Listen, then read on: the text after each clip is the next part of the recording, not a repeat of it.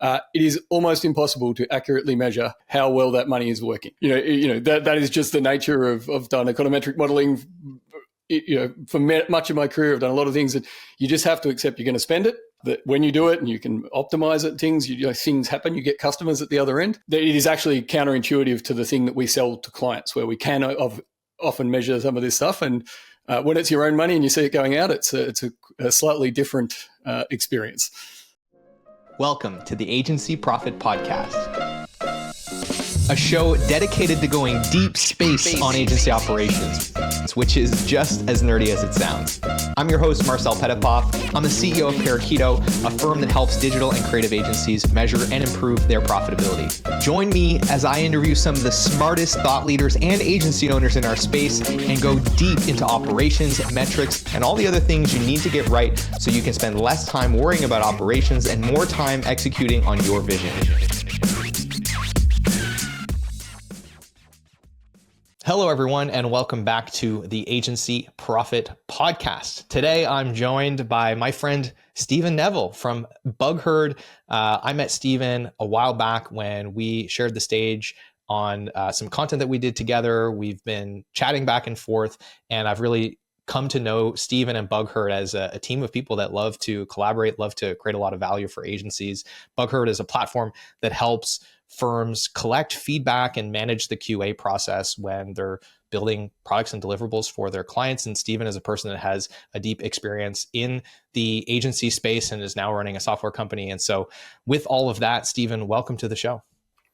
Thanks, Marcel. How's the day going in northern... northern East Canada? Well, it's like towards the end of my day. You're on the other side of the planet. You're up at like 5 o'clock tomorrow morning. You're in the future. We're very grateful that you were. It's very cold tomorrow morning, man. I'll tell you that. Yeah, I've heard that about Australia, a very cold place. Yeah, right now it is. That's for sure. No, thanks for that, Marcel. Yeah, very excited to have a conversation. I think there's we both have some pretty broad lived experience on this topic, so excited to get into it. So we'll set this up. I think the reason for this conversation is both of us have had, I think, this experience of, everybody wants to be 37 Signals. They see what 37 Signals did and they're like, oh, wow, look how much greener the grass is in software. And they start to fantasize about escaping the service-based business model through SaaS. And I think there's a lot of things that people should be aware of before they go down that path. And who better to talk about that than someone who did transition from service to software and somebody who tried and then actually went back to services and is now helping SaaS companies introduce services back into their business model. So hopefully that's sort of the perspective we can take. Now, before we get into all of that, let's maybe start with your background. Tell us a little bit about your experience prior to BugHerd and then what led you to starting and working on BugHerd. Yeah, great. I've been in I guess the internet for a very long time now. I started my career back in kind of early 2000s, but I was in advertising. I was one of the very early digital advertising people that you would have found. And so I had that career for a long period of time. Really both on in terms of kind of large scale network agencies. Both in Australia here, but also from London in a kind of global role. Post that, I actually founded a software development or an application development agency. It wasn't so much about kind of website stuff. We were building quite complex technical applications, and that was really where I started my, my kind of desire to transition into product. And I saw, some of the challenges of a services business, and fantasized, as we said, about kind of what comes next. I exited that business and then took a few years just consulting and then joined BugHerd. Actually, I just passed 7 years now. So it's been a journey. The agency I had was actually one of BugHerd's very, very first customers. So I met the founder through that. I understood, they were selling to us. We met them through the kind of customer development process. We became kind of reasonably good friends over time. And then I ended up kind of buying into the business a number of years ago, and kind of we've grown from there. So I have seen it from all sides. At BugHerd we deal with agencies every day. I was just saying to you Marcel, just before this, that I was at an event the other night and I had 2 independent conversations with people who, wanted to transition from kind of agencies into building product. And so, this is really, it happens quite often. It's really a rich topic area, I think, and something, that is great. As you said, people want to be 37 Signals or, Campaign Monitor, an Australian one, MailChimp, there are well-known stories that have come through that. But it is not without very serious, challenges as well. So let's dig into that. At a broad level, what are some of the biggest differences that you found running a service-based business to now running a software product-based business that people should be aware of? I think for me, there's a lot of similarities. I mean, business is business, right? So at its core thing, it's still a business, and you still got to run a business profitably. I guess the main ones I think about is, we don't have, and this is something that people are attracted to, I guess, but we don't have clients, we have customers. So we sell to kind of many thousands of people around the world. And so you actually have to build, in an agency, you're saying yes a lot of the time to clients. While, sometimes they probably should say no a bit more. A lot of our job is to actually say no. We get a huge amount of feedback. And so there's a kind of cultural shift in that dynamic, I think. Certainly how money arrives and is handled and how long it takes to see return, and if you even see return on the things that you're doing. So, we can spend large amounts of time building things with no idea whether that thing will actually return us anything over time, right? Like we can kind of learn as much as we can, but until it's in the market and someone is using it, we don't know if it's actually going to pay us back anything. That is a very big difference in an agency. Obviously, services businesses, you do the work, you generally get paid pretty quickly, and so there's quite a direct relationship. And so again, changing how you think about that can be a big one. I mean, they're kind of a couple of the major ones, I guess, and also like they are very different. So things the metrics we use to manage success in a business are quite different to the metrics you would use to manage success in an agency. And you're much more across this than I am myself. I've learned a lot about what I should have done in an agency from talking to you. But that kind of finding that there's a different set of success metrics as well, and they don't always sit comfortably together. And so what are you doing it for, and how long are you in it for? Are you prepared to burn the money, etc.? They're the kind of core differences, I think. Along with many others. Yeah, you've surfaced some really good things, and I think the insight of you say yes a lot in services and you say no a lot in product. That's like a nuanced but an important detail, right? Especially when you're operating at the scale that you're operating, where you don't have like a handful of enterprise clients. You have thousands of small and mid-market clients, and everybody has an opinion on what you should be doing from a product perspective. But of course, you have limited time and resources. And to your point, this is a thing we said all the time at Parakeeto and still say, which is every feature starts with negative value. And you've sort of alluded to like what needs to be true for that feature to create value, right? It needs to be deployed, discovered, adopted, and then used to create the intended outcome. And it's very easy to spend weeks or months, and in some cases that represents 6 or 7 figures worth of expenditures to build something that doesn't get discovered, doesn't get used, doesn't actually deliver the intended outcome. And now it's just creating more complexity in your code base, more complexity in your product, more things that you have to consider and deal with and work around the next time you want to build a new feature. And that's all negative. And unfortunately, that can happen a lot in product. It's very unforgiving. This to me is the biggest difference, is that services are so forgiving in terms of your ability to make assumptions that are incorrect and then just like change it next time. Whereas with product, you have to live in the bed that you made often for a very long time. And I'm sure at BugHerd, just like every other SaaS company in the world, there's decisions you made 5 years ago that you're like, God, I wish we didn't make that decision because there's a bunch of things we can't build or take 10 times longer to build, or, because we made some architectural decision or whatever it was. And you just like, you can't really change it. You'd have to do some inordinate amount of work to go back and re-engineer the whole system around this one assumption that you made that turned out to not be correct.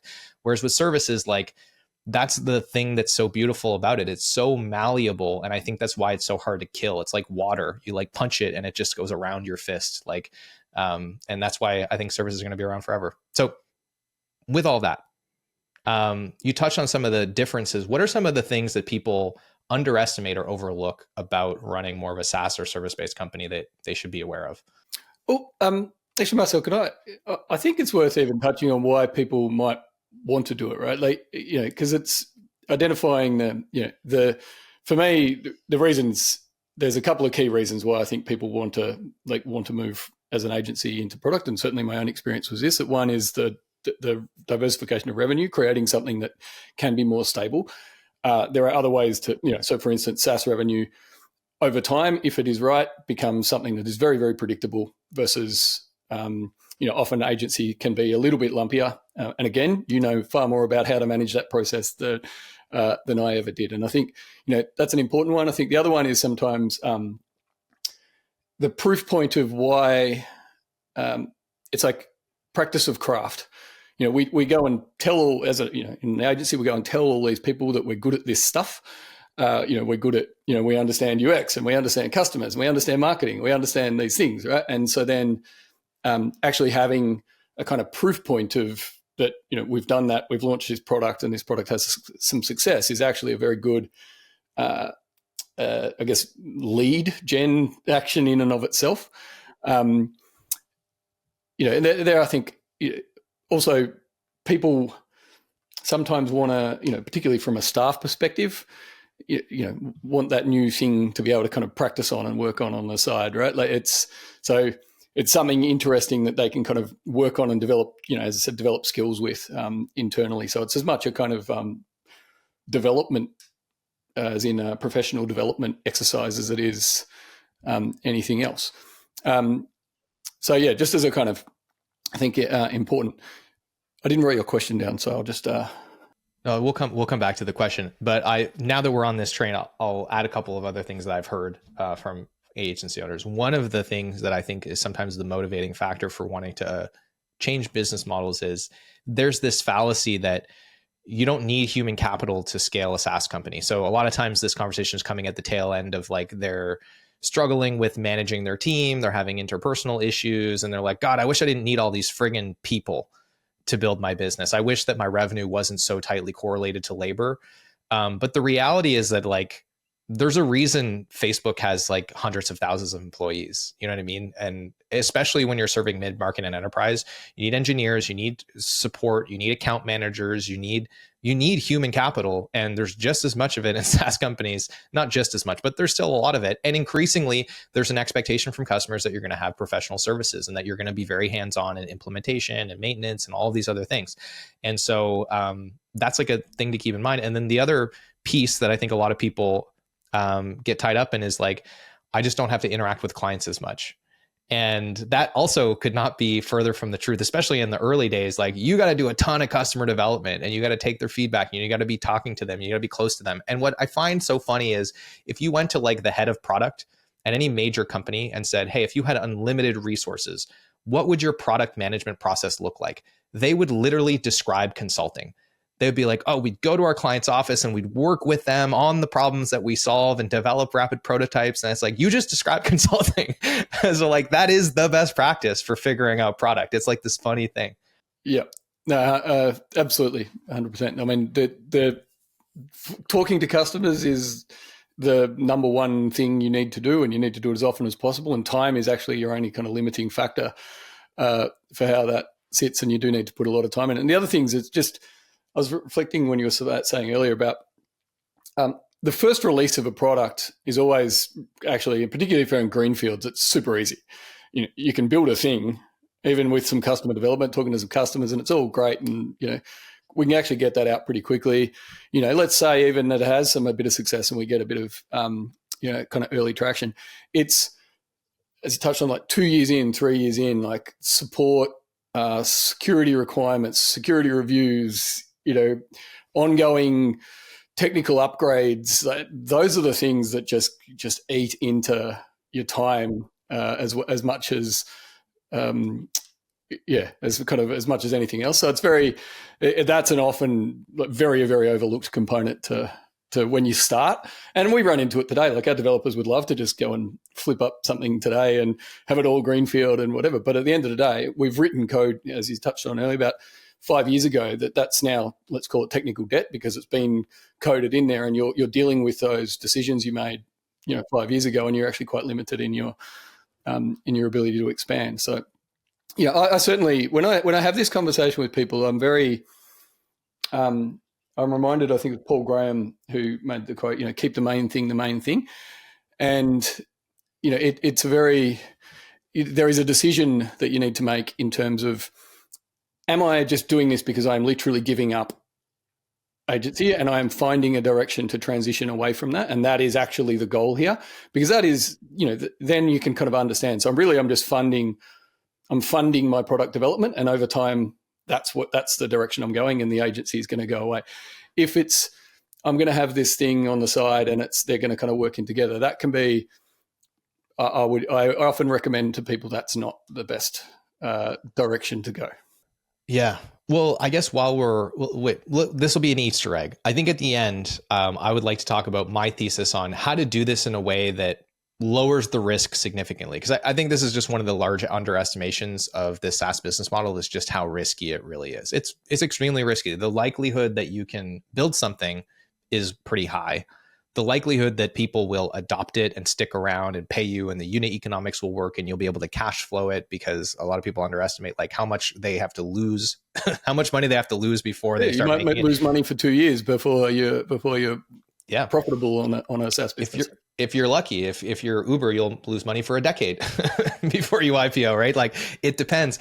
But like, the risk profile is very, very high, but it doesn't necessarily have to be that way. And I'll talk about my take on why that is. Now, with that, we've talked about a lot of things that are hard about SaaS. Is there anything that you would add to that list before we start shifting gears towards like what learnings you might apply to your service business from having run a SaaS company? I think we've covered most of them. The only other one really is the team and culture is just as important in both businesses. So as I said, there's a lot of things that are just business still at the end of the day, and so do the skills often in an agency or a services business are often very similar, as you touched on. Describe consulting. You go out and sit down and you prototype and you kind of work with customers, and you do. So you have designers and you have developers and you have UX people and you have you have marketers. So you have people who can run your Google ads and all of that. So there is a lot of that is very similar. Probably the one, and again, depends whether you're an enterprise business or not. Potentially like that, a kind of account management layer becomes a quite a different role. In an agency, a services agency, that is very much, these people very, very, very personally and very well. Certainly, again, depending on the size, but for our experience, we're not as high touch as that. So in our business, that would be a layer of the agency that wouldn't be required in a different type of business. So some of those things are certainly considerations as well. I'll add one last thing to this list, and this is like a major difference between SaaS and services. A lot of service-based businesses that we look at are spending less than 10% of their income on sales and marketing, or they spend almost nothing on sales and marketing. And it's a very relationship or kind of founder network driven motion. If they do make investments, they're fairly minor. That is not the case in SaaS. Like, you could expect to spend 30, 40, 50% of your income on sales and marketing. If you're trying to grow like at a normal rate, if you're trying to get on the VC treadmill and IPO, you're spending 120, 150% of your income on client acquisition. And it is like it's insane how different that is and how much more focus that takes. So I think that's like a big expectation management thing, where it's like, you're not going to publish this on Reddit and get 1 million users overnight. That happens very, very, very seldom. The majority of the time, you've got to really fight for your clients. And if you do, drop your agency and do that. So, just on that as well, Marcel. That's absolutely true. Like that, and that investment is up front. And I'm going to say something quite controversial to many agency folk, but I've been in this job for a long time and I genuinely believe it's true. It is almost impossible to accurately measure how well that money is working. There is, that is just the nature of done econometric modeling. For much of my career, I've done a lot of things that you just have to accept you're going to spend it, and that when you do it and you can optimize it, things happen. You get customers at the other end, but it is actually counterintuitive to the thing that we sell to clients, where we can often measure some of this stuff, and when it's your own money and you see it going out, it's a slightly different experience. Yeah, and this is where we get into the risk profile, right? Because you could talk about like CAC to LTV and be like, oh, we have a great CAC to LTV. But when you're not at scale, that number is so meaningless because your churn is going to be like wildly different from month to month until you have thousands of users, right? So like people also underestimate how long and how much scale it takes to actually reach maturity to where you can be like, oh, we have a statistically significant understanding of our lifetime value of a customer.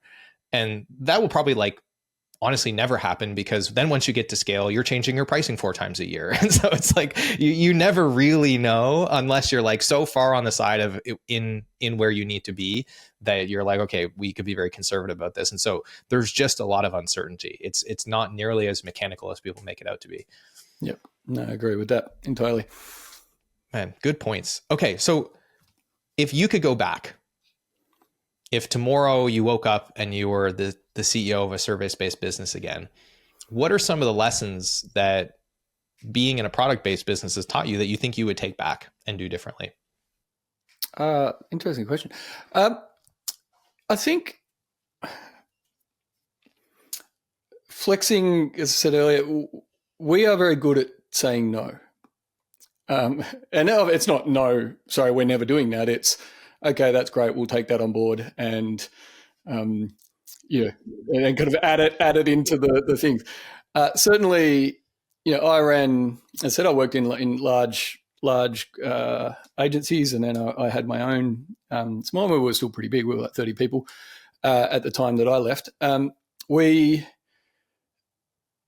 That muscle of just being able to kind of manage the no is, and how to say no to things, I think is actually in a services business is just as important as it is for us, because often you end up, people, if you don't train them to have that conversation properly, they feel pressure to say yes to clients. So let's say at an account management layer, they're saying yes to the client, the flow on effect of that down through, the teams.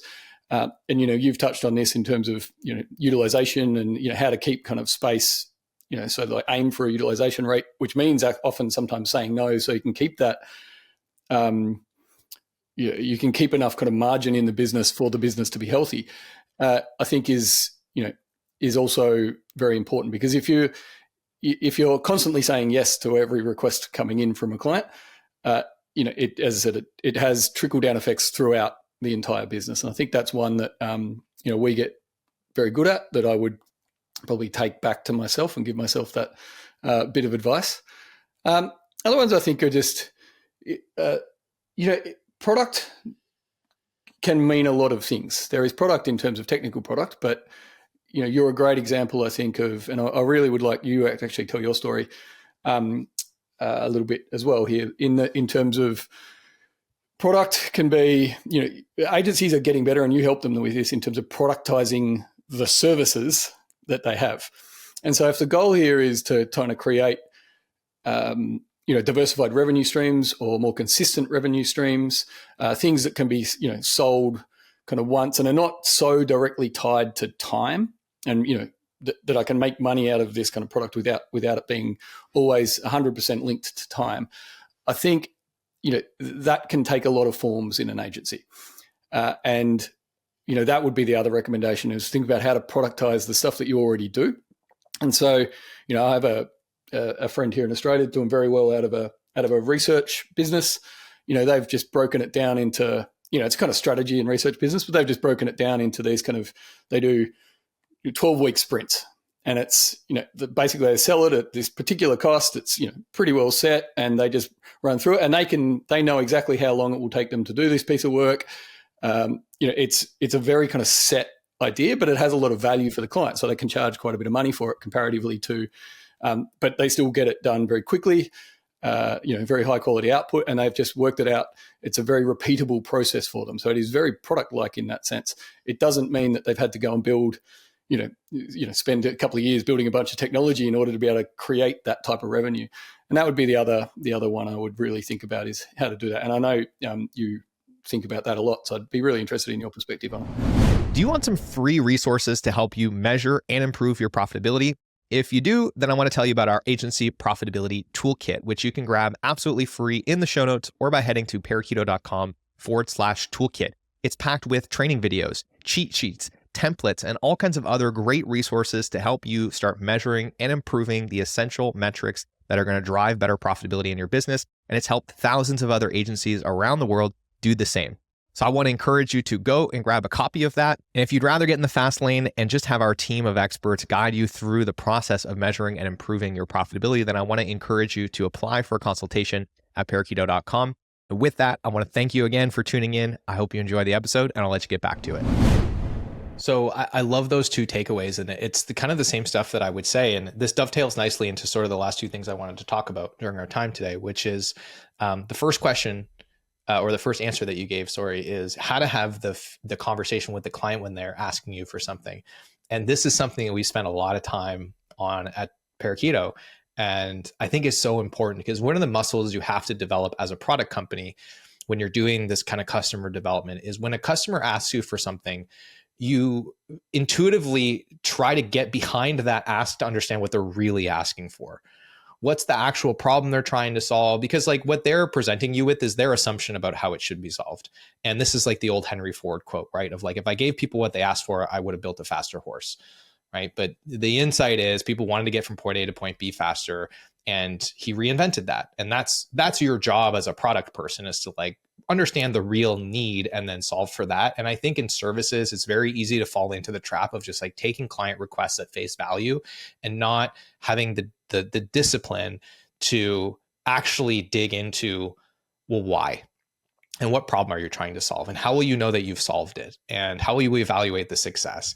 And then come back to them and say, hey, here's actually a better or a faster or a less expensive or a less risky or a more complete way of solving this problem.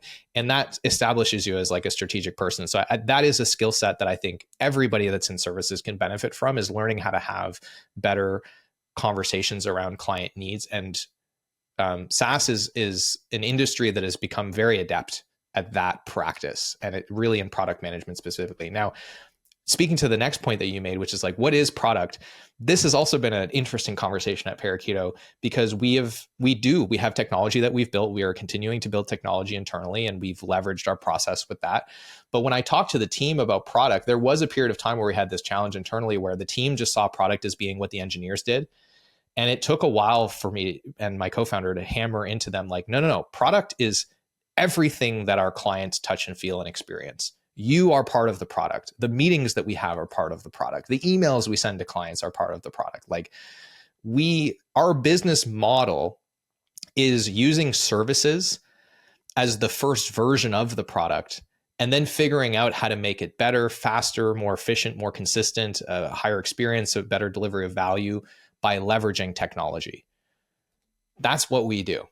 Right. And so like, it's all product. And that took a while for people to figure out. And this kind of leads into the Easter egg that I planted earlier, which is my philosophy now. And I spend a lot of time advising SaaS companies now, because interestingly, services are coming back in style in SaaS in this day and age, on thinking about like, there's this thing, MVP, minimum viable product. We talk about it in SaaS all the time.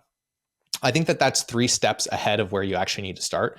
The first MVP, in my opinion, is the problem. You got to understand the problem. It's the conversation that we just talked about. The second is the point of view, right? Do you understand why that problem actually exists, why it's not solved, why the things that used to solve it don't anymore, what's changed in the world, right? What's the context that problem exists in, and your point of view on why it's still there? The third P is the minimum viable process. What is a set of steps that if you follow them, predictably solve the problem? You can't build product, and product to me is just like, how do you now leverage that process to make it better, faster, or whatever? That could be tech, it could be anything else, templates, it could be anything. You can't build product until you've figured out those first 3 Ps. And in my opinion, rolling up your sleeves and just going and like doing that manually is the most efficient path to de-risking those things. And when you read books like The Lean Startup, and when you look at like the accelerators and the Y Combinator and like the first principles of product, do things that don't scale and the paper prototypes and get out and talk to customers, like that's really what they're talking about. They're basically saying like services are the starting point of every product. And so my opinion is, if you wanted to build SaaS inside of a service-based business, I would start by trying to leverage what you currently do and currently get paid for. And then even if the product fails, you'll probably still get more efficient at what you do and better at what you do as a byproduct. So it won't be a complete waste of time and money. So absolutely. And the thing that came to my mind when you're saying that is, we're lucky enough to see a lot of different businesses. The ones that I see, I guess, who I think have done the best in terms of agencies who've productized even into a SaaS type of model their business without actually really building any technology, are very niche, like very vertical focused. So they will have, they do it for lawyers, or they do it for construction companies, so that literally they do marketing agency for construction companies. And then because they become so deep in terms of that vertical space, and I know this is another thing we've talked about, like they become so deep in that space, they understand the problem very well. They understand all of, and they see, okay, across these 15 clients I've got who are doing all of the same things, they all have this same problem. And so exactly, can I, maybe just using WordPress or Webflow or something, can I productize the solution to this? And so every single time I go and talk to one of these customers, they're like, yeah, I need that. It's not a high technical output at all. It's often kind of very simple for them. It's the same stuff they were doing anyway, but they're able to charge for it in a very different way. They're able to charge for it on a subscription model versus on a services model, for instance. And so, those types of things I think are, and we see, particularly in the US, where you have a very kind of large mid-market of companies, we see a lot of those businesses, and they're doing very, very well. The thing that I want to sort of like double click on that I think is an important takeaway here is, and this is a principle that I think a lot of people are embracing in software as well, is having the discipline to under-engineer things. And this is sort of the mistake or the wisdom that often a first-time SaaS founder or an early kind of stage company doesn't really appreciate until they get to scale. And then they're like, damn, like we can't under-engineer things now, because when we release them, 1 million people use them all at once. And if it sucks, then like that has a big cost. And it's the disadvantage that you have when you're small, where you can like under-engineer things and move way quicker. And like the reason you asked about my story and our story at Parakeeto, the reason we leaned more heavily into services was because we realized that product was like the least efficient path to figuring out what the right solution to a problem was, because our cycles were way too long. It took like a month to come up with an idea, wireframes, feedback, build it, release it, do the iterations of feedback, tweak it. So we had 12 chances a year to try to get closer to the answer. And then when we switched to services, it was like, I could change this every day. I can get 365 chances a year to get to the answer. So like, if the goal is figure out what the answer is, what's more likely? And I think that, this is like an important takeaway here is like, if you are trying to productize the solution, don't try to use product to find the solution. You got to find the solution first and then build product. That is such an important thing. And every time I've not done that, I have regretted it deeply.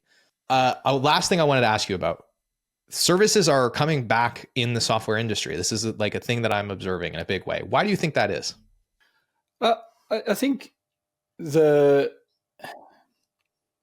is a recognition today that the higher the touch point with the customer, particularly on the enterprise side, but the higher the touch point with the customer, similar again to a services business, then it actually solves a few downstream problems for a SaaS business, and those namely is churn, right? Like the way I think about our business is simply how many customers you get, how much can you charge them? So get more customers, charge them more, and keep them for longer.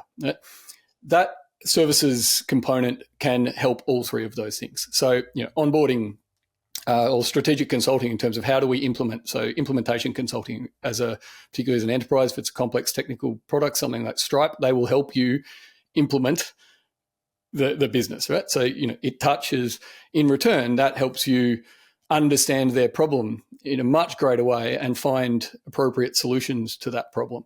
And then further down, obviously, it helps with churn because you're more deeply embedded with the customer. The customer understands that you understand them. You've helped them solve those solutions, and so that keeps them in the business for longer. And so, I think it's that recognition of, the earlier you can embed someone. And so that's often when the business is doing it themselves. But other examples are things like, it might be something like Webflow, where you have a network of designers, who will design on the platform. So while Webflow aren't necessarily doing it themselves, it is still a service layer added to the platform. And I think that absolutely assists, because if I use Webflow, I need someone who knows how to use this and can, help me implement. And you better believe that they're investing in building that army of people and training them and making sure they understand the best practices, all that stuff. 100%. And so here's, I have an additional thing. This has to do with like the shift in the venture capital ecosystem where, you're right in that this is like a requirement now. It's table stakes. And we expect it as customers of software companies that we're going to have good support. We're going to be able to reach out to someone and get help. And then that we're going to be able to, like, especially at the mid-market, get implementation, help us adopt this thing, help the software product be successful. And the SaaS companies are incentivized to do it because churn is the most expensive thing. And it really decreases their enterprise value. And in the past, when you could raise tons of venture capital money to basically take what people are doing in a spreadsheet and do it in software, then the venture capital was generally paying for a lot of that cost. We were doing it for free and calling it onboarding and account management and customization and customer support. But now that you can't really raise money unless you're doing actual novel engineering or AI, and it's much harder to like raise money to build another time tracking app, for example, you now need to be beholden to a much tighter set of unit economics. And so you need to try to basically monetize that human capital cost that's always been there. So this is why I think you're seeing a lot more SaaS companies that are offering this as a paid service, even mid-market SaaS companies that are at scale, like HubSpot did it. Even ClickUp started selling implementation services. Shopify now has an enterprise implementation team. And so like you're seeing it all over the place because basically it's like that has always been there. They just did it for free before. And now they're realizing like there's a lot of benefit to monetizing this cost center that's already been here. And in many ways, it allows them to make that service better because they don't see it as a cost center anymore. And so they can invest more in it. So that's sort of my addition to that. The ecosystem and the financing of this stuff has changed. And you would know this again in the advising to the agencies is, if you charge for something, you actually assign it value to the person you're charging for. If you do it for free, they will never see value in the thing that you're doing. But by charging for it, you are assigning value to that thing, and then they can make an informed decision as to whether or not they want, that value is meaningful to them. And I think that's a very, that applies to SaaS businesses as much as it does to an agency. People who pay attention. Now, with all that, Stephen, you were gracious enough to get up at the crack of dawn to join us here on the show to share your war stories of transitioning from service to SaaS and impart, I think, some important wisdom on those that may be software curious. I'd be remiss if we didn't take an opportunity to talk very briefly about what it is that BugHerd does and how it can benefit all of our listeners who I'm sure many of them have to collect lots of feedback and do lots of QA on the things that they're building for their clients. Yeah, certainly. So we are we place ourselves as solving a problem which is known to every agency in the world, which is really primarily around the client feedback process, particularly once something hits the browser. So, often if you're doing design work, you ask a client to look at it, they will sign off a design. It is bizarrely not until it hits the browser and they can start clicking around on something that they actually go, hey, this isn't working, or I have this problem. I didn't fully understand that that's how it would come across. And so what we do is, and our special kind of sauce is manage that process from the time that it hits a browser, whether it's through internal QA, but particularly focused on the client, all the way through into production and, once it's live, and just making sure that the client has a very simple, we call it like sticky notes on a website. They can just go to their website and mark it up, make a request. They don't have to do anything else. We capture all of the technical information that that the agency side or service side needs to resolve it. We'll capture screenshots, what browser they were using, and just make that process kind of infinitely better than if you're using, asking a client to go into Jira to create a ticket, or using Google Sheets and email, and they're the things that most people are still using for these processes, and they really aren't fit for purpose these days. Awesome. Well, I'm sure there's some folks listening that want to go check out what you're doing. So where should we send them in the show notes to learn more about you or learn more about BugHerd?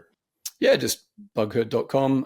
You can look me up on LinkedIn as well. Feel free to drop me a note, and very excited to have a chat to anyone who's interested. Awesome. So I will leave links to BugHerd and to Stephen's socials in the show notes.